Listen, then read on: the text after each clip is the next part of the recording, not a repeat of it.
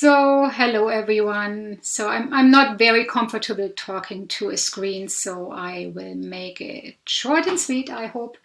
I'm Sandra, and I have the great opportunity to work with the children and young adults in our local library here in Smithers.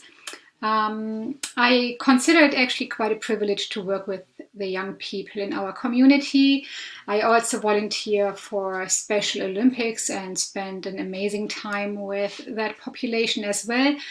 And I actually realize that they are quite under-supported in all communities that I've been in so far. So I actually want to support them the best way I can, and I'm actually thinking that this course will help me to understand them even better. So I'm looking forward to the discussions and the great learning that I can share with all of you.